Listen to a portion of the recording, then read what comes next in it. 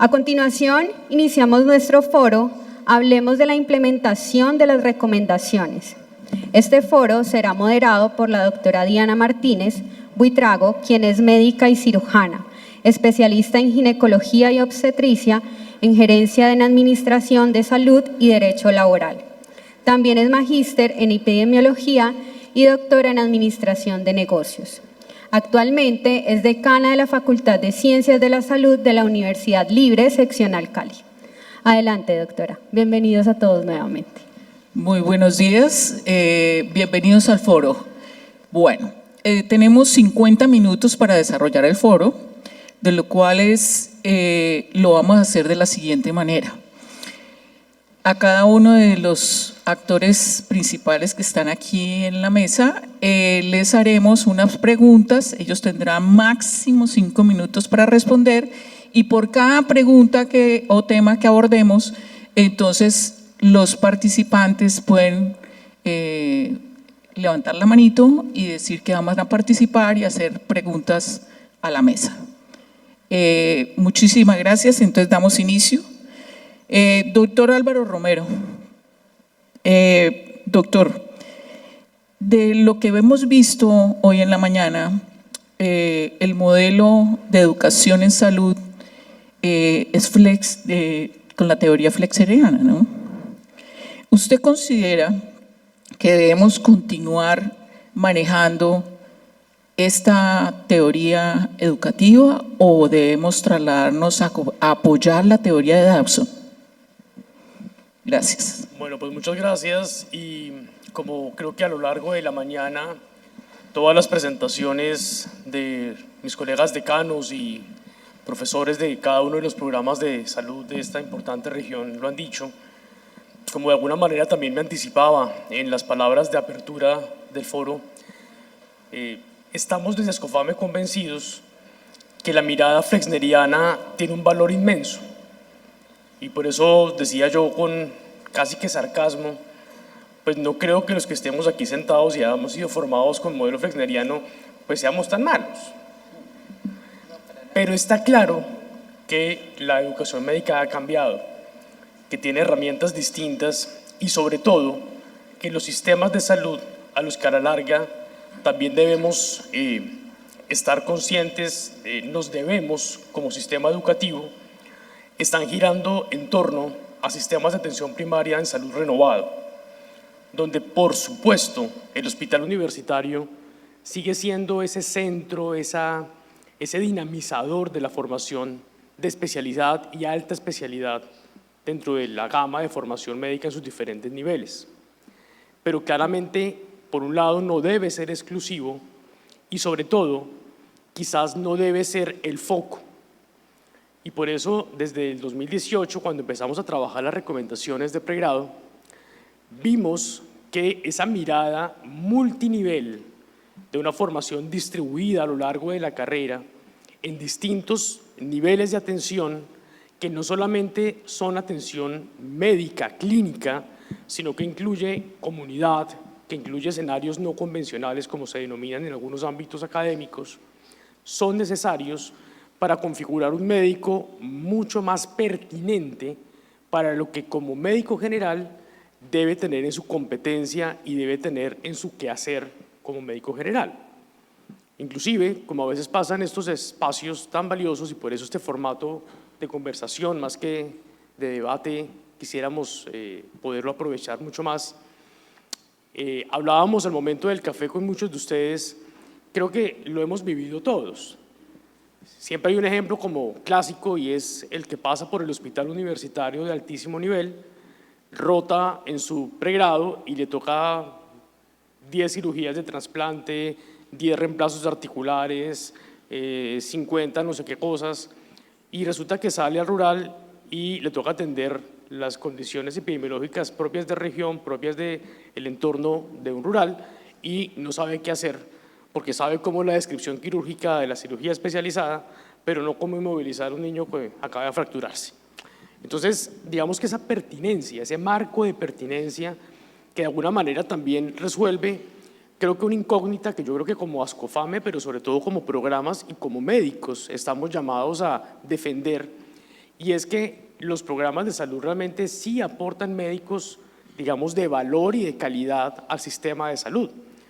Con preocupación yo tengo que estar, digamos, con frecuencia en eventos donde participan agremiaciones, otros entes, digamos, de salud o interesados en el sector salud, y la idea que tienen es que las universidades estamos como en otro mundo. Siempre pongo un ejemplo que por demás siempre me hace recordar con cariño mi anterior rector, y es que él siempre decía que cuando va a los eventos siempre la gente habla del sector real y productivo desde la universidad, ¿no? Entonces su conclusión es que las universidades somos irreales e improductivas. Entonces creo que aquí está ese escenario un poco caricaturesco para decir que nosotros creo que sí tenemos que responder de manera muy directa a esas necesidades de país, a esas necesidades de las poblaciones y de las comunidades desde una mirada académica, estructurada, y que creo yo sí deben partir de modificar la mirada flexneriana. Esa es mi opinión. Muchas gracias, doctor. ¿Alguno quiere preguntar, participar con respecto a este tema?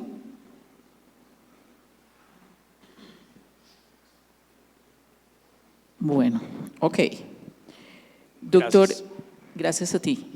Doctor Edgar Parra, muy bien, doctor. Entonces preguntaríamos, usted nos comentó acerca de cómo va la región, ¿cierto, doctor Parra? De acuerdo a las recomendaciones del CEGEM. Usted nos habla de que nuestro gran problema, según lo que yo pude percibir, es el currículo oculto, ¿verdad? Yo le preguntaría, ¿cómo lo resolvemos? ¿Cuál es la estrategia para resolver esta problemática? Pues Gracias. creo que es la pregunta del millón y creo que no habría una respuesta concreta, porque al fin de cuentas es un tema que en últimas tiene que estar absolutamente relacionada con todas las demás recomendaciones. Aquí tenemos un punto de partida, es que las recomendaciones no las podemos ver en forma aislada, sino que las debemos asumir en forma articulada. Y creo, y insisto muy particularmente en eso, que al fin de cuentas esa mirada de articulación la aplicamos en aras de nuestro propio programa académico, que tiene sus connotaciones de orden regional, tiene su propio contexto, tiene su propia historia, tiene su propia dinámica, y al mismo tiempo tiene el desafío de articularlo con lo que sucede a nivel nacional. Por lo tanto, currículo oculto está amarrado a esa historia, está amarrado a esa dinámica, está amarrado a ese propio contexto y está amarrado inclusive a un orden cultural muy fuerte de las propias regiones.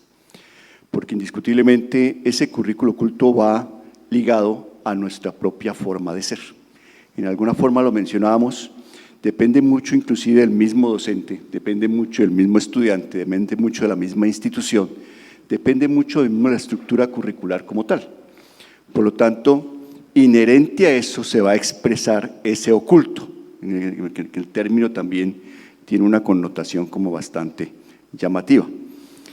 Pero yo diría que ese currículo oculto prácticamente es una resultante, es un inicio, es un principio, es un antecedente y al mismo tiempo es una resultante. Porque como antecedente tiene inclusive la personalidad de cada quien y atraviesa un proceso de orden de estructura curricular y es una resultante para generar un médico idóneo, competitivo, como lo que estábamos planteando. Entonces, ¿cuál es la estrategia hacia el currículo oculto? Yo diría que es un desafío de cada programa como tal, porque va amarrado, ligado, insisto, a su propia razón de ser. O sea, muy seguramente currículo oculto en Cauca es diferente a lo que podemos pensar en currículo oculto en Bogotá o en Atlántico, porque cada cosa está ligada a su propia razón de ser. Y será un proceso de construcción.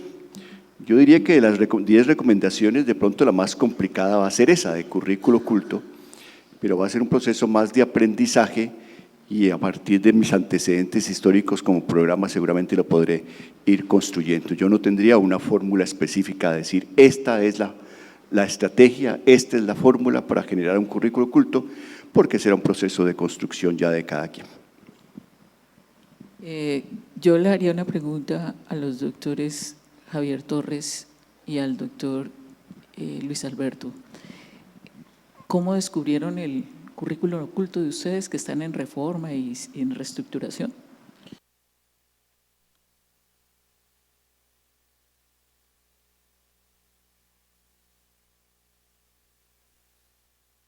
Que hay que trabajar mucho en ese componente de valores, de ética, en la formación de nuestros estudiantes de pre y posgrado, y en esa formación se incluye al personal docente. Los profesores tenemos unas falencias muy grandes en eso, y que esa falencia, ¿qué genera? Que esa expresión de ese currículo oculto, que lo copian nuestros estudiantes, nuestros residentes, la gente que formamos, probablemente no es el mejor, es el ejemplo nuestro. Ese ejemplo que damos realmente en el día a día y en el trasegar docente es el que va a definir que nosotros planteemos ese currículum oculto. Nosotros somos modelos para estas generaciones y muchas veces copian lo que hacemos nosotros bien o mal. Ojalá que nos copien lo mejor. Por eso de alguna manera planteo siempre que tengo algún tipo de socialización y trabajo con los estudiantes, es retarlos a ellos a que de alguna manera como par, me vean como par y establecer una comunicación que nos permita a nosotros entendernos en muchos elementos de que ellos tienen muchos cuestionamientos, que ellos nos puedan cuestionar. O sea, darle la oportunidad y la apertura mental a que nosotros podamos hacer eso. Aquí se ha planteado, y la conferencia del doctor es excelente en eso, que la comunicación es fundamental. Creo que la comunicación hace parte de esos procesos de formación y que con los estudiantes, por el tipo de comunicación que tenemos, no se da la mejor y a veces se da una comunicación autoritaria y ellos pueden aprender ese currículum oculto autoritario. Ojalá que no, ojalá que eso no se dé y que generacionalmente estamos cambiando a un modelo en el cual nos integramos mucho más con ellos. Doctor Alberto. Muchas gracias, doctor Torres. Bueno, yo siempre le repito a mis docentes y a los médicos en la fundación cuando me preguntan, bueno, ¿y esto de la docencia qué es lo que hay que hacer? Y entonces yo les digo, ustedes tienen que hacer dos cosas básicamente, y es motivar y dar buen ejemplo. Lo otro está en los libros, y se lo digo a los estudiantes, cualquier persona que tenga más de 3 dedos de frente y sepa leer es capaz de aprender cualquier cosa. Ser buena persona con lo que se hace es otra cosa. Y ahí es donde está el trabajo desde la docencia. Yo coincido en que parte del compromiso es que el docente entienda cuál es su papel fundamental, dando el ejemplo que tiene que dar al estudiante. Hay otros símbolos, hay otras actividades que pueden ser importantes. Poníamos el ejemplo ahorita de la ceremonia de imposición de batas, que puede ser una cosa muy ceremonial simplemente, pero lo que hay detrás de eso es el entendimiento de un estudiante, de un docente que es su ejemplo, que considera que es la persona que pretende seguir, que quiere que le imponga su traje de gala, como digo yo, que es la bata, que le pase la posta de lo que hace bien hecho.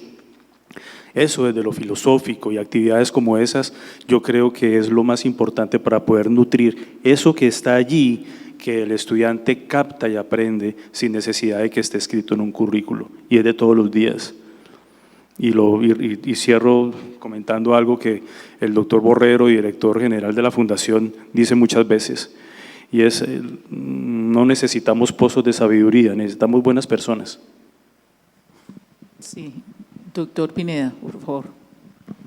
Es que en esta discusión con el currículum oculto y sobre todo lo que tiene que ver la formación de lo que es mal llamado habilidades blandas, hay una discusión que además creo que es de fondo de la profesión médica que hay ahí metido. Primero porque cuando se habla de empatía, siempre se habla de empatía del médico hacia el paciente, pero por ejemplo nunca se discute empatía hacia nosotros mismos como seres humanos también, y eso se ve reflejado en lo que pasa en la educación médica y la situación de salud mental y demás que estamos viviendo. Pero este ejemplo que encuentré en una conferencia que estuve, tenemos 2 internos que tienen que entrar a las 5:30 de la mañana para que a las 6:30 que llegue el docente le pueda presentar a los pacientes. Uno de ellos llega y ve sus 6, 7 pacientes, qué sé yo, y los ve corriendo y va al grano y tiene todo listo para la revista, y además le queda tiempo para revisar el journal que le mandaron anoche. Pero el otro interno, el primer paciente, le dice que tiene miedo de que lo operen, y ese interno se queda a hablar con el paciente. ¿Quién va a sacar mejor nota? que hizo la tarea, supuestamente. Exactamente. Entonces hay una cuestión de, y además no solamente es en la educación, es en la práctica médica también. Realmente, ¿qué estamos privilegiando? Entonces hay unas discusiones muy de fondo allí. Perdón, por eso es tan importante el ejemplo que pone doctor, porque el trabajo desde la docencia yo creo que es fundamental. Es el docente el que debe abanderar ese esfuerzo, el que debe abanderar esa manera adecuada de dar el ejemplo que quiere dar y primar en su proceso algunas cosas como estas. Qué pena la interrupción. Siga. Por favor, le pasa el micrófono al doctor Juan de Dios Villegas. Gracias. Bueno, yo creo que este tema del currículo oculto está ligado directamente a la naturaleza humana. Y lo podría definir como un ejercicio de cierre de brechas. Y hay dos brechas que hay que cerrar en la pretensión de resolver. Es un tema de nunca acabar, es un tema que creo que siempre estará presente. Pero son dos brechas, la una es la personal y la otra es la institucional. En la brecha personal, algo tan sencillo como que lo que se piense y lo que se diga sea lo mismo que se haga, en lo cual creo que tenemos mucho trabajo todos que realizar como sociedad. Y eso es un problema colectivo, los profesores pues lo llevamos a las aulas. Y no hay nada más degradante que un estudiante vea a su profesor decir una cosa y hacer otra. Ese tema es algo en lo que hay que trabajar y es con los profesores, por supuesto. Pero hay otra brecha que es la institucional y es la brecha entre la expectativa que tiene el profesor y la expectativa que tiene la institución educadora. Es otro, podría decirse a veces, mar que hay que cruzar, porque mientras el profesor tiene unos intereses distintos que corren por otro lado, paralelos a la institución, pues siempre va a surgir las diferencias.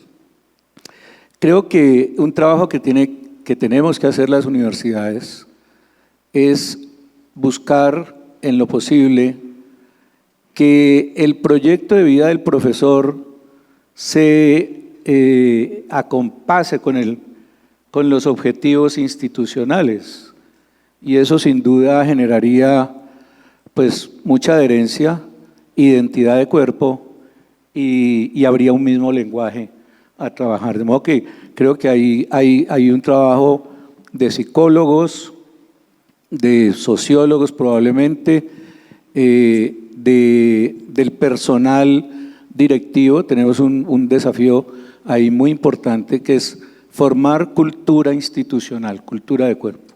Gracias, doctor. Doctor de la Universidad de La Sabana, ¿cierto? Mi nombre es Héctor León, soy el coordinador de las prácticas de la Fundación Universidad San Martín para aquí, para San la sede de Martín, Cali. Sí, tengo una maestría en Educación Médica de la Universidad de La Sabana. Pues esto del currículo oculto, créanme que es algo impactante. Dentro de la maestría pude ahondar mucho más sobre el tema, pero algo importante es, dentro de los estudiantes siempre nosotros nos centramos en la motivación intrínseca, pero también tenemos que tener en cuenta desde el entorno tanto institucional como docente es la motivación extrínseca, que muchas veces ahí fallamos. Entonces, algo importante que dijo el decano de la Universidad ICESI es realmente los valores como personas que deberíamos tener. Nosotros siempre planteamos es que al final, desafortunadamente, las instituciones de salud nos basan en una nota numérica para saber si pasó o no pasó el estudiante, más que en unos objetivos o en unos resultados de aprendizaje. Entonces, desde esta connotación creo que aquí todos, como docentes y profesionales en el área de la salud, debemos entender un poco más de fondo este proceso de educación médica, porque a veces la mayoría iniciamos siendo empíricos, pero ya esto ha trascendido. Creo que en Colombia estamos quedados todavía con temas de educación médica y debemos apuntarle a esos temas. Muchas gracias. Muy bien, doctor, bien pueda. Sí, Miguel, yo sé. No sé. Doctor Miguel Osorio, bien pueda. Mi nombre es Miguel Ángel Osorio, yo trabajo con la Universidad del Valle, en el Hospital Universitario, como neonatólogo y tengo una inquietud con el planteamiento general de Ascofame. Ascofame en este momento está preocupado por la pertinencia de la enseñanza del estudiante de medicina. Lo que he tratado de entender, siempre he vivido en un hospital universitario y mi postura es la de la defensa del hospital universitario y de sitios adecuados donde el estudiante de medicina pueda desarrollar todas sus competencias de acuerdo a los niveles de complejidad. Sin embargo, entiendo que la educación cambia y lo que ustedes están planteando es tratar de sacar al estudiante de medicina de ese marco conceptual y llevarlos a unos niveles de menor complejidad con lo cual en parte estoy de acuerdo. Pero en un país donde la salud tiene tantas dificultades y los niveles de atención secundario y primaria muchas veces están en franco deterioro, ¿cómo hacer que esa pertinencia y esos sitios que ustedes están planteando para la formación de ese estudiante de medicina que viene de un escenario, por ejemplo, Fundación Valle del Lilí? A mí me fascinó la propuesta y el enfoque que hace la Fundación Valle del Lilí, independientemente de que sea una institución privada. Yo creo que nosotros tenemos que apuntarle a la calidad en la enseñanza médica, independientemente de que seamos Universidad del Valle, Fundación Valle del Lilí. Yo creo que nosotros como trabajadores de la salud y como médicos en general tenemos que tener una preocupación constante porque el estudiante de medicina cada día sea un estudiante más competente. Yo manejo cuidados intensivos neonatal y eso no excluye mi capacidad de entender que el estudiante tiene que partir de elementos básicos y tiene que tener hoy en día una pertinencia con la sociedad en general. ¿Cómo va a ser Ascofame para lograr ese punto que ustedes se plantean como eje central en la reforma que ustedes están planteando? Muchas gracias, doctor Osorio, y absolutamente pertinente su pregunta, y le agradezco mucho por la misma. No quisiera dejar pasar con el comentario que usted hace algo que señaló el doctor Escobar y que tiene que ver con el currículo oculto y que en parte responde a su pregunta. Creo que una de las dificultades grandes que tenemos todos como programas es que usted en el papel escribe todo y la planificación, el desarrollo curricular está muy bien escrito, pero cuando lo lleva a la realidad, pues se encuentra con eso que usted acaba de decir. Entonces, en el documento dice perfectamente, con la bibliografía más adecuada y más refinada, que lo que hay que hacer es esto. Pero cuando usted va al sitio de práctica, pues se encuentra una realidad completamente ajena a eso, donde ni siquiera el profesor necesariamente esté alineado con el proyecto educativo de su institución y en consecuencia, pues esos valores que usted como universidad quiere improntar en su médico, pues no se cumplen, porque claramente hay una desarticulación. Entonces, justamente se trata de hacer eso que usted acaba de mencionar, el reto, y por eso el trabajo tan importante que estamos haciendo con el Ministerio de Salud, con el Ministerio de Educación, para que esa articulación con esos niveles 1, esos niveles 2, sea realmente eso, una articulación, no sea simplemente perdóneme la expresión, un desagüe de falta de cupos en el hospital universitario y entonces como no me caben en el hospital universitario, mandémoslo para el primer nivel que ahí caben. No, es que no es eso. Es que dentro del marco de construcción curricular hay una planificación muy bien estructurada donde esos niveles 1 tienen unos objetivos, unas definiciones, unos resultados, previstos de aprendizaje bien enmarcados, bien definidos y requiere que las personas que lo reciben tengan también formación en educación médica. Coincido con usted en el ejemplo tanto de la Universidad del Valle como del ICESI, en que es lo ideal. O sea, que a usted le digan que de los 500 profesores, 400 ya tienen algún tipo de formación en educación médica, es una ganancia inmensa. Y deberíamos propender porque todos los profesores de las facultades tuvieran esa formación. Y lo digo con mucha tranquilidad y con la claridad que en la Sabana estamos en ese proceso. No es que en Bogotá o en en el mes pasado que estuvimos en Bucaramanga, ya esté cumplida la tarea.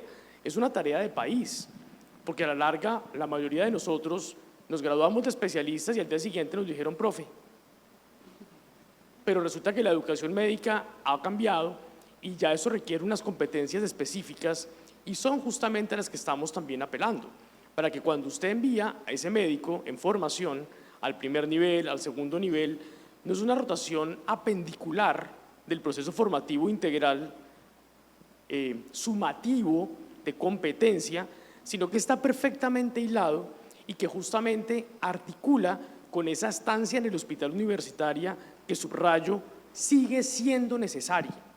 En ningún caso podemos abandonar el hospital universitario porque justamente el hospital universitario y más hospitales insignes como el Hospital Universitario del Valle y como tantos otros que hay en el país, son aquellos que imprimen esa cultura propia de los médicos que justamente está en el currículo oculto. Y eso no se da en un centro de salud, mucho menos en una comunidad, sino que hace parte integral de ese ambiente hospitalario que solamente se da dentro del marco de un hospital universitario. Realmente la propuesta en ningún caso es abandonar lo uno o reemplazarlo por lo otro, sino verlo de una manera integral, sumativa, progresiva, donde la delegación de competencia también se va ajustando a la necesidad del perfil del egresado. El caso suyo es perfectamente ilustrativo. Probablemente ese estudiante de medicina que rota en neonatos tendrá que tener unas competencias para la adaptación neonatal, qué sé yo, pero no necesitamos que sea un neonatólogo con énfasis en medicina general, sino que es un médico general con competencias en algunos elementos de la neonatología. Entonces creo que eso también nos obliga a otro tema que seguramente será casi que tema de otro debate, de otro foro, y es cuáles son esos esenciales en la formación de un médico. Realmente cada uno de nosotros se ha hecho la pregunta de si en lo que yo enseño lo que el médico general necesita o lo que yo creo que necesita. Porque seguramente que si yo me hago esa pregunta, me voy a encontrar con una carga cognitiva inmensa, donde al fin el estudiante puede confundirse y ni siquiera aprende lo que debería aprender. Entonces, creo que es más por ese lado. Pero indudablemente, creo yo, y sumo a la respuesta de la pregunta anterior, con modelo fresneriano o sin él, el hospital universitario sigue siendo fundamental. Y por eso, la relación facultad-hospital universitario tiene que ser única, una alianza estratégica, sinérgica, sumativa y en ningún caso competencia, ni mucho menos, perdón la expresión, como ocurre en otras ciudades, negocio, sino un tema sumativo con unos intereses comunes muy bien definidos para el talento humano en salud. Bueno, yo quiero continuar con algunas preguntas porque es que este tema se calentó. La experiencia, doctor Javier Torres, y creo que el doctor Luis Alberto también, tiene una experiencia exitosa en los convenios docencia-servicio en las instituciones públicas. ¿Qué nos dirías a las instituciones privadas? Sí, yo creo que el modelo privado lo mostró muy bien Luis Alberto. Digamos, el modelo público lo mostré porque realmente tiene que ver mucho con políticas de país, en el sentido de que se vuelven bien complejos y vivimos la realidad que sucede en este país en algunos momentos, como yo le mostré históricamente que nosotros hemos padecido. Yo digo padecido porque realmente se sufre cuando se tienen todas esas situaciones. El modelo público, a diferencia del privado, probablemente tiene en su gran mayoría de las veces problemas financieros. Y no hemos hablado aquí de lo financiero, que define mucho el comportamiento nuestro, el currículum oculto y todo lo demás. Hay un elemento allí que está tácito, que es lo financiero y que nosotros en algún momento lo tenemos que decir y lo tenemos que discutir. Pero ese problema financiero en las instituciones públicas es muy complejo, y no solamente en las instituciones de educación, sino también en instituciones de prestación de salud. Como mostró Luis Alberto, lo privado, cuando hay ese tipo de alianzas y hay ese tipo de comportamiento y se logra que de alguna manera en lo privado se comparta algunos elementos directivos, hace que fluya probablemente más fácil esa relación del convenio docente de servicio. Y cuando planteaban ahorita lo del currículum oculto y que nos decían que no solamente es el comportamiento nuestro, sino también de la institución, porque ¿qué hemos querido nosotros cuando hice la presentación? Y aquí está la doctora Marisol, que de alguna manera hemos conversado con ella, y ella fue decana de la Universidad Libre. es que nos conozcan, que las instituciones que prestan salud nos conozcan a nosotros, que nos entiendan cuál es la filosofía, la misión y lo que nosotros tenemos para generar una responsabilidad grande en la educación. Y en esa comunicación con esas instituciones públicas nos empiezan a entender. Me he sentado a conversar con el director del hospital de Buga y hay unos elementos interesantes en Buga con relación a que tiene muy claro qué es lo que se debe hacer para lograr probablemente que se fortalezca ese convenio docente y probablemente potenciar mucho más las instituciones de salud, en este caso públicas. Eso es lo que queremos nosotros hacer, que nos vean a las instituciones educativas como elementos de fortalecimiento. Con Pasto no ha intervenido y ojalá que puedan preguntarnos, porque la gran inquietud del grupo de Pasto y de Canas de Pasto es que los convenios de docencia de servicio para ellos es un caos, es un lío, es una situación compleja. Bogotá, Cundinamarca lo vive, lo hemos planteado en Ascofame. En Valle y Cali no tanto, realmente hay nosotros, a pesar de que tenemos problemas, créanme que es mucho más complejo en el resto del país y ahí me puede decir el doctor Romero todo esto. Pero necesitamos comunicarnos, necesitamos plantear, buscar y encontrar soluciones para un elemento que es fundamental, que es el paciente, el ser humano, pero también el educando. En ese sentido tenemos que encontrar esa armonía. Y yo tengo una pregunta. En los convenios de docencia de servicios, ¿ustedes hacen contraprestación? Excelente pregunta. Entonces, yo lo que les mostré es contraprestación. A veces nosotros y decimos que son intangibles. Los intangibles no existen. Para mí todos tienen que ser tangibles y en este momento, en esa negociación con las diferentes IPS, hay que convertir todo en tangible. Entonces, educación es tangible, o sea, todos esos procesos de educación, todo lo que hacemos y aportamos nosotros, que yo les mostré aquí, tiene que convertirse en tangible. ¿Cómo lograr eso y que nos entiendan eso? Yo tengo allá a dos funcionarias que me miren y se ríen, son del hospital universitario, pero esa hace parte de la negociación con ellas, que ellas nos entiendan, sin ser educadoras, que estos elementos que hemos presentado aquí son tangibles y que hacen parte de esa armonía, de ese trabajo en equipo para poder construir y crecer juntos. Créanme que crecemos juntos, muy bien lo ha presentado Luis Alberto, como institución privada logra crecer junto cuando logra que dos instituciones de este tipo, educativa y que entrega salud, hacen las cosas en conjunto. No sé si Luis Alberto quiere hablar. Sí, claro, por supuesto. Muchas gracias. Es que no quiero dejar pasar, esta pregunta se une muy bien con la del profe Osorio. Muchas gracias, doctor, por sus comentarios. El currículo no es del hospital universitario. El dueño del currículo es la universidad. Si la universidad tiene un diseño curricular robusto y basado en las competencias que se requieren, es el punto de partida, un cimiento real para poder de ahí en adelante empezar a cumplir. El currículo no empieza a desarrollarse en el hospital universitario. El currículo tiene que ser un compromiso, un pacto de filosofía, de ideas, de intenciones, de procesos que tiene la universidad absolutamente claros. Y a partir de allí tiene que empezar a buscar cómo le ofrece a sus estudiantes el cumplimiento de ese currículo con las competencias que le está proponiendo a la comunidad.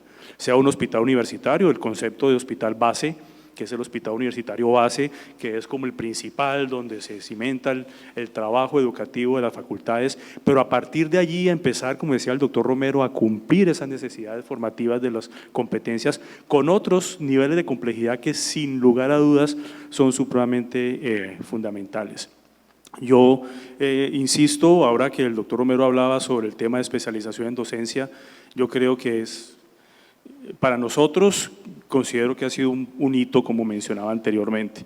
Los estudiantes de medicina, cuando se sientan o con el doctor Guevara o conmigo en la oficina y traen algún tema que tiene que ver con un docente, de entrada dicen, ¿y tiene especialización en docencia universitaria? Ellos saben que hay un plus, que hay algo importante, que hay un diferenciador de aquel docente que tiene una formación, que tiene unas capacidades más allá de la voluntad, que tiene herramientas para poder hacerlo bien. La clave, el profe Javier Torres lo ha dicho, y es más allá de las convenios y de las alianzas, y más allá de lo frederiano o no, y más allá de que esté o no certificado en un hospital universitario, es tener una absoluta convicción de que se comparten filosofías de lo que se quiere hacer entre las dos instituciones y ahí para el trabajo fluye. y obviamente con plata es más fácil, como dice el doctor Torres, por supuesto que sí, pero las dificultades, sea por un lado o por el otro, se solucionan más fácil cuando esas filosofías se comparten de corazón. Igual, Doc, le hago la pregunta, ¿cómo se hacen las contraprestaciones? Nosotros tenemos una particularidad también, diría yo. La contraprestación que que da la universidad, la fundación, por sus estudiantes de pregrado no se hace efectivo. Esa es una contraprestación que es como un limbo donde hay una bolsa que utiliza la fundación para formar a su personal. Es decir, como dice el doctor Torres, todo lo que se sucede entre las partes es contraprestación, tangibles o no, pero son contraprestaciones. Y aquí lo que hay es un fondo donde el dinero que la universidad le da a la fundación lo utiliza para procesos formativos de educación continua, en diplomados, en cursos, en programas del personal docente de la fundación o personal administrativo de la fundación, y la verdad se consume en su totalidad. En posgrados, por supuesto, pues por normatividad ya no hay contraprestación, pero en pregrado, digamos, ese monto se utiliza de esa manera. No lo gastamos en nada distinto a formación de nuestro personal. Y siguiendo con esa línea que usted está contestando, doctor Luis Alberto, claramente la relación con la Fundación Valle del Lili, pues hospital universitario, ¿no?, ha sido importante y definidora del éxito del programa de medicina y las especialidades médico-quirúrgicas. La pregunta sería, ¿cómo se desarrollan las recomendaciones del CEGEN, ¿cierto?, en cuanto al desarrollo de competencias tempranas de conexión entre lo comunitario y lo clínico, de aspectos de salud pública y de los diferentes niveles de complejidad en el pregrado? Muchas gracias. Bueno, comenté de manera muy rápida, probablemente en la presentación, uno de las preocupaciones iniciales que se dieron cuando hace ya 13 años, 14 años se creó la facultad y el programa de medicina, era precisamente que su escenario de práctica, su hospital universitario, fuese una institución de alta complejidad y que se pudiese tener la necesidad de buscar otros escenarios, otros niveles de complejidad, y hemos venido migrando precisamente hacia eso. En este momento, como lo comentaba, tenemos casi un 50% de cada una de las partes, casi un 50% de trabajo, escenario de práctica, quiero decir, en la alta complejidad, en Fundación Valle del Lili, y por otro lado, el otro 50% en otros niveles de complejidad. Le hemos apostado a algunas actividades que yo personalmente considero que son supremamente ganadoras para los muchachos y para su proceso formativo, y es lo que hemos denominado la teleeducación, mal llamada teleeducación, porque no es virtual, es un avance de la telemedicina. La Fundación Valle del Lili tiene hospitales padrino, que son hospitales que ha apadrinado en el Chocó, en toda la costa pacífica en general, en Nariño, en el Cauca, y están, digamos, apadrinados desde el punto de vista de asesorías.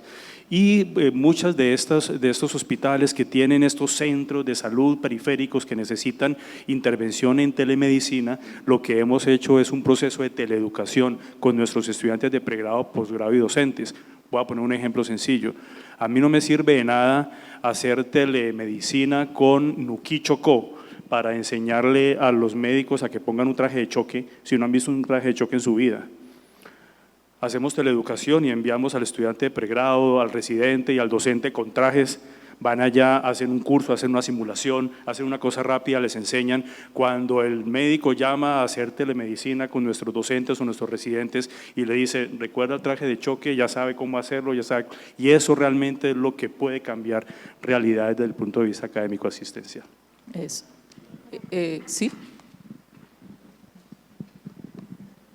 Muy buenos días, mi nombre es Natalie Torres, soy estudiante de la Universidad del Valle y aprovechando este módulo y el módulo también anterior, quería pues inferir sobre la pertinencia de la inclusión de un eje de educación emocional temprana en el pregrado que permita disminuir la ahora muy alta incidencia y prevalencia de problemas de salud mental dentro del estudiantado, teniendo en cuenta pues que este sigue siendo un tema muy tabú y que además es escasamente desarrollado intrafamiliarmente y a nivel de educación primaria y secundaria. Creo que adicional, tengo convicción plena de que la inclusión de estas propuestas en el desarrollo tendrá un impacto muy positivo horizontal a todos sus demás ejes. Y además tener en cuenta que el médico es un agente replicador, educador a nivel comunitario. Gracias. Muy bien. Sí, doctor. Quisiera hacer un comentario sobre lo que dice la estudiante.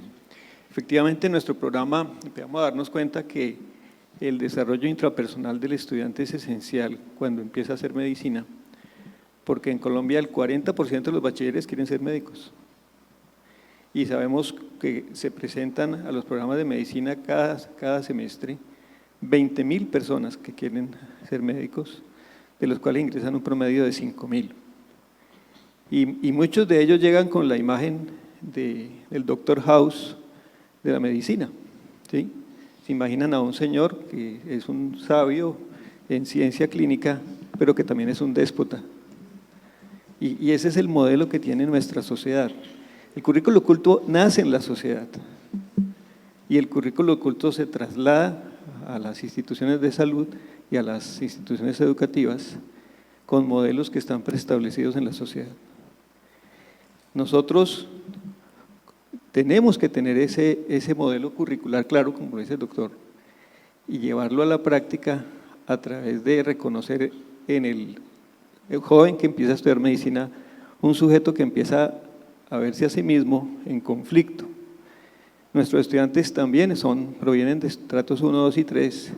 Ahora en pandemia vivieron muchísimos problemas sociales, económicos, familiares. Y ellos en este momento llegan, un caso claro, nuestros estudiantes de cuarto semestre están entrando por primera vez a la facultad porque no tuvieron actividades presenciales sino ahora. Entonces, ellos están redescubriendo la facultad. ¿Y cómo vamos a abordarlos? Lo más central es abordarlos como personas, en su ser íntimo, qué son ellos, qué esperan de su vida, cómo es su familia, qué actitud tiene su familia frente a la salud y la enfermedad, cómo ven los médicos, qué piensan ellos interactuar en la sociedad con las competencias que se espera tan grandes, tan elevadas de un médico. Entonces, ese trabajo intrapersonal, colectivo, que puedan ellos empezar a relacionarse con sus compañeros, con sus profesores, es esencial, y ahí es donde nosotros como profesores también debemos empezar a tener una formación para que sepamos comunicarnos con ellos, no solamente en lo clínico, sino también en lo humano, y preocuparnos por si hay estudiantes que llegan a nuestras clases y no han desayunado. Ese tipo de consideraciones, como también con la de nuestros pacientes frente a ellos, en sus aspectos culturales y sociales, son por eso esenciales en la formación. Es muy importante que desde el primer semestre ellos empiecen a tener contacto con lo humano y también con el nivel primario. ¿A cuál de los dos? Doctor, bien pueda. Sí, solo un comentario muy cortico. Desde hace muchos años en el mundo ya se habla de experiencia universitaria. Es decir, el estudiante no va a aprender unos conocimientos técnico-científicos, va a tener una experiencia universitaria, y por eso en pregrado no solamente se hace valioso lo curricular, sino justamente, de nuevo, el tema de currículo oculto, por qué no decirlo, el tema extracurricular, porque son todos esos elementos formativos integrales en donde la universidad justamente puede otorgar ese plus, que no es ir certificarse simplemente en una capacidad, en una cualificación, que es un poco a lo que han migrado otras profesiones. Usted va, es una certificación, tiene unas cualificaciones, consigue un trabajo y gana lo mismo que un profesional. Claramente eso en medicina creo que es impensable, porque esa formación integral es lo que constituye a una buena persona que en consecuencia sea buen médico. Y termino con una reflexión muy importante. Bajo este mismo supuesto, en Ascofame estamos convencidos que la formación posgradual, la formación de médicos especialistas médico-quirúrgicos debe ser universitaria por lo mismo, No se trata de coger un médico que aprenda a operar o que aprenda a hacer unas cosas de especialista. Se trata de completar esa formación integral y tanto universidades como hospitales debemos juntarnos para hacer esa formación de manera unitiva, pero en donde realmente la universidad otorgue ese sello universitario, ese sello integral que creo yo, si lo hiciéramos aisladamente hospitales y universidades, no lo lograríamos igual. Ok, doctor Escobar. Gracias. Natalia, gracias por tu pregunta, muy interesante. La verdad, yo tenía un concepto un poco equivocado sobre el tema de las dificultades emocionales de los estudiantes, porque yo venía con una idea un poco sesgada con el pensamiento generacional, ¿no? Este mito de que hay un tema generacional en la dificultad emocional. Afortunadamente lo hice frente a una psiquiatra que sabe de esto y me dijo que estaba equivocado, y le creo. Es un tema transversal, actual, en el mundo, en todas las generaciones. Problema emocional, problema de dificultades que ha traído el movimiento social, el posmodernismo, la pandemia, toda esa cantidad de cosas, ha puesto sobre la mesa un tema que es supremamente importante, y yo pienso que hay dos cosas. Lo primero, las universidades y los hospitales universitarios deben diseñar procesos no solamente de seguimiento, sino de detección temprana de dificultades. Y ahí hay dos alertas que son muy grandes. Una de ellas es el estudiante con dificultades emocionales per se, que llega con alguna manifestación de alguna dificultad, que adicionalmente puede ser foráneo y que además tiene una situación socioeconómica de alguna dificultad. Ahí tienes tres realidades que probablemente te pongan en una situación que necesitas abrir los ojos y hacer un seguimiento cercano. Cuando tú tienes una relación de puerta abierta con tus estudiantes, con tus docentes, y un estudiante toca la puerta del decano y se sienta a conversar, o simplemente pasa, venga, doctor, necesito comentarle una cosa, y entonces inmediatamente tienes esa relación. Yo creo que la posibilidad de que estas cosas suceden no las vamos a evitar, pero sí tenemos herramientas para tempranamente detectar que hay algunas cosas. Tenemos grupos Valiant con nosotros en la universidad, seguramente todos saben qué es, pero digamos, solo por dejarlo allí, son reuniones, son discusiones que se tienen. La iniciativa Valiant nació para 1961 en Estados Unidos y lo que tiene es un enfoque emocional en el proceso formativo médico. Entonces, poner grupos a discutir sus realidades, sus dificultades, hacer un acompañamiento de profesionales en ese sentido y muchas otras herramientas que pueden servir. Y por último, el trabajo que hemos intentado hacer y que creo que cada vez hacemos con mayor fortaleza de cambiar el paradigma de la enseñanza. Esta idea de que la letra con sangre entra y que yo soy su profesor y que a mí no me pregunte porque soy el que sé, toda esa cantidad de cosas. El problema es ese, el problema es que cuando uno aborda a un docente y le dice ¿por qué está pasando eso? Así aprendí yo y no me fue tan mal, a mí me tocó así, a mí me tocaban turnos de 48 horas, a mí yo no le podía hablar a mi docente porque a mí me mandaba a callar. Eso no quiere decir que está bien hecho. Empezar a cambiar ese paradigma por el entendimiento de que nosotros aprendemos de quien queremos. Y ojo con el cambio de paradigma, que es inmenso. Nosotros aprendemos de los padres, nosotros aprendemos de las personas que queremos, que admiramos y que queremos. Entonces, ese miedo a que lo emocional y lo intelectual están en dos balanzas distintas, yo creo que es un reto que hay que cambiar y entender que ese relacionamiento emocional, cariñoso, con la persona que nos está transmitiendo conocimiento, hay que empezar a cambiar. Bueno, me quedan 5 minutos. Sí. Sí, yo tengo pues dos apreciaciones. La primera es que creo que con lo que dijo la estudiante nos lleva a replantear muy bien qué es lo que estamos haciendo en cuanto a la salud mental. Y no solo en la formación, sino más bien es qué estudiantes somos los que recibimos desde el punto de vista conceptual, de aptitudes, pero sobre todo de capacidad mental. Y lo segundo era sobre el tema de los convenios docencia-servicios, porque creo que a veces la dificultad es, no sé si existe la manera de que las instituciones de salud, no sé si representantes acá, creen un departamento de educación médica, lo sigan llamando convenio de docencia de servicio, pero ¿quiénes son los que verifican los procesos de ese tipo administrativo que ellos ejecutan?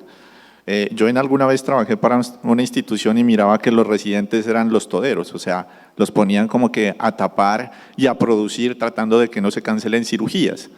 Pero yo me preguntaba, pero si en la delegación progresiva o en el anexo técnico ese residente de primer año no está para esas capacidades, ¿quién vigila eso?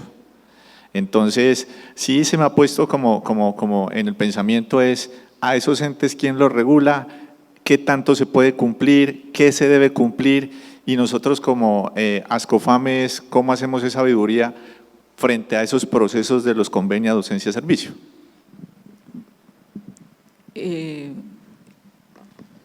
Sí, Bien, porque es que hay una intervención allá y allá. Sí, no, solamente para comentar. Sigamos con las intervenciones y Digamos ahora que cerramos. Nosotros no somos un ente regulatorio, ni tampoco Ascofame tiene, digamos, un alcance, si cabe el término, justamente de veeduría. Ascofame es una asociación de facultades que propende por la alta calidad en la educación médica. Entonces, digamos que nosotros lo que hacemos es recomendar, estudiar, acompañar, sugerir, y particularmente lo que hemos hecho en este último año y medio es eso, acompañar muy fuerte, y por eso estamos queriendo trabajar muy de la mano de las facultades directamente. Claramente damos unos lineamientos que hemos coincidido son, parece, las mejores opciones, pero ya digamos el tema regulatorio desafortunadamente se nos sale de las manos. No obstante, desde las salas de SEGEM trabajamos muy de la mano, y por eso es tan interesante la asistencia de la doctora Katia, porque la idea es sí trabajar muy de la mano de ministerios, de otros entes, digamos, regulatorios, para que ellos cumplan y funjan su función, digamos, de manera adecuada, pero claramente Ascofame no tiene ese alcance. Gracias. Doc. Muy buenos días, mi nombre es Johan Daniel Arana, yo soy el director del programa de medicina de la Universidad Santiago de Cali, de la seccional Palmira. Algo que me ha calado un poco hondo es lo que decían ahorita sobre la educación que tuvimos nosotros antes. Siempre era el docente es el que sabe y el estudiante no puede hablar, y aún así lo estamos viendo. O todavía los docentes, especialistas o subespecialistas, tienen algunas descalificaciones hacia el estudiante cuando cometen un error, como acabas de pasar del anonimato al desprestigio, delante de todo, tanto los pacientes como los demás compañeros. Y eso aún sigue siendo bien visto por algunos otros colegas, y los mismos estudiantes dentro de su formación empiezan a interiorizar eso y empiezan a decir o a hacer algunas aseveraciones como es que lo que pasa es que él es de la generación de cristal, y lo escucho aún más en los especialistas que tienen un poco más de edad. No, es que esta generación es de cristal y ya no se le puede decir nada. Yo considero que, y yo hago una analogía, no es que sean una generación de cristal, es que han evolucionado y ya son un poco más críticos y no tragan entero. Y yo hago el símil con los carros antiguos, que eran bien duros, aguantaban, pero se llevaban a la persona que estaba por dentro y quedaba apachurrada. Y los carros que están ahora nuevos son más blanditos, absorben el golpe y el que está por dentro de pronto sobrevive. Entonces, es muy diferente y sí quiero dejar en el aire lo siguiente: ser médico y subespecialista o especialista como tal no me hace un buen docente o poder nosotros transmitir esa información a esa persona. Y otra de las cosas que me llama bastante la atención es que en muchas de las ponencias hemos hablado de empatía del estudiante, de empatía, pero muchas veces el propio docente no es empático con el contexto del estudiante, y eso se lo estamos transmitiendo nosotros a los estudiantes, y eso lo empiezan a interiorizar y se empieza a quedar allí con ellos. Entonces querías como hacer esa salvedad. Gracias. El doctor Vega, por favor. Y para cerrar con el doctor Vega. ¿Quién es el doctor Vega? Gracias, Héctor Vega. es mi nombre, soy médico cirujano y soy docente de la Universidad Libre. Mi pregunta es para todos, pero específicamente para el doctor Borges, acerca del tema de la comunicación. El lenguaje con el que nosotros nos coeducamos entre nosotros y educamos a nuestros discípulos es un lenguaje que ha creado esta forma de pensar, es decir, culturalmente nos hemos acostumbrado a esta forma de comunicarnos, entonces utilizamos palabras como competencia, Estado, control, lucha contra, y paradójicamente estamos planteando que debemos hablar de empatía y hablar de compasión, pero además estamos diciendo también que debemos hablar de lo médico legal. Es decir, ¿cómo hacemos para que el lenguaje sea más coherente con lo que con lo que está emergiendo como un problema? Que yo creo que esta mañana ha sido fantástica para mí y creo que para todos, porque nos damos cuenta de que ha emergido un problema que tenemos que empezar a enfrentar y afrontar, pero tenemos en la base un lenguaje que de mantenerse en esa forma se va a volver un obstáculo o una situación a superar. Entonces yo quisiera saber algunas propuestas o alguna propuesta para que ese lenguaje tan intrusivo, tan agresivo, no o sea, cómo quitarlo un poco para que nos ayude a que solucionemos o a que avancemos en el tema de la emocionalidad, la empatía, la solidaridad, que también se nos ha olvidado esta mañana mencionar, es decir, en términos que realmente son muy importantes. La intuición en medicina nos hace, en la práctica sabemos que nos hace falta, que tenemos mucha intuición, pero en la docencia nos hace falta contarles a los estudiantes acerca de la importancia de la intuición, de la importancia de los procesos en lugar de los estados, del estado de salud y del estado de enfermedad, y se nos olvidan los procesos de salud y enfermedad. Yo quisiera saber un poco más sobre eso. Bueno, es una pregunta muy compleja y al mismo tiempo muy necesaria. El lenguaje hace parte de nuestra profesión y desde muchos puntos de vista lo que nosotros decimos da la imagen ante la sociedad, ante los estudiantes, ante los pacientes de lo que somos, pero lo hacen desde un distanciamiento. Nuestro lenguaje clínico es absolutamente excluyente. Nuestro lenguaje es hegemónico. Nosotros somos una autoridad ante el estudiante, ante el paciente, ante la sociedad. Y se ha construido a lo largo de miles de años. En este momento la sociedad ya reconoce que esas falsas autoridades que han surgido en los gobiernos, en los estados, en las religiones y en las mismas profesiones se están derrumbando, y la pregunta es ¿en qué nos podemos nosotros transformar? Y el primer paso efectivamente es en el lenguaje. Para poder transformar el lenguaje necesitamos hacer un reconocimiento de ese lenguaje, de cómo funciona. Desde el punto de vista práctico, una forma en que nosotros lo hicimos en la facultad al inicio, no hemos podido continuarlo suficientemente, es a través del lenguaje visual, del video.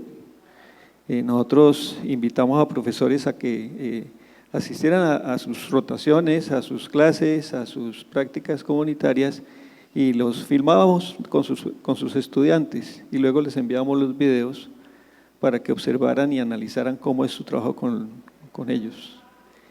Y los profesores inmediatamente decían, no, el doctor Parra fue uno de esos protagonistas de video. Y decía, ese no soy yo normalmente no soy así, ahí la cámara me asustaba, ¿sí?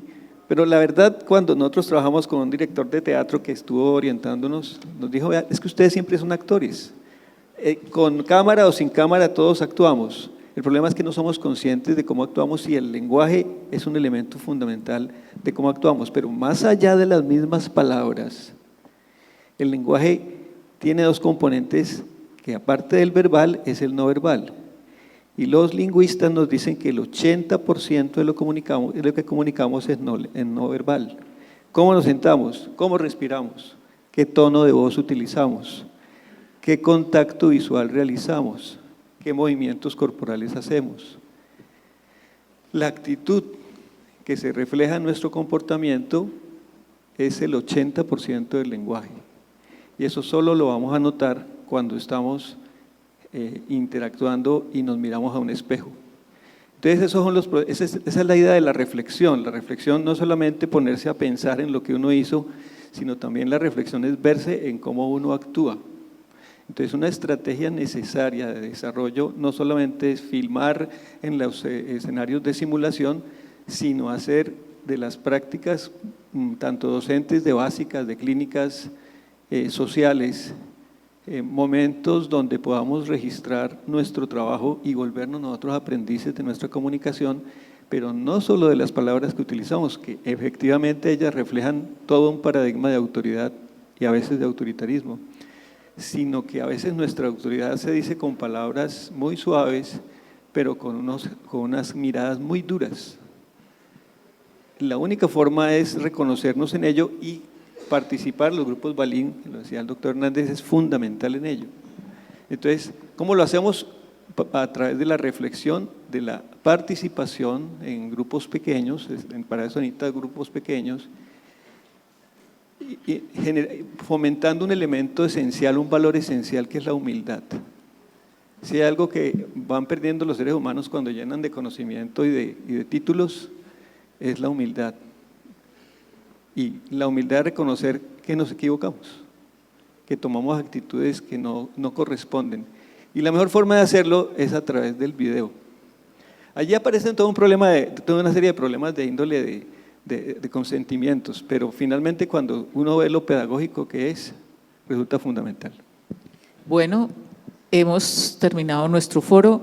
Muchísimas gracias, muy amables por la participación. Gracias, doctores, muy amables.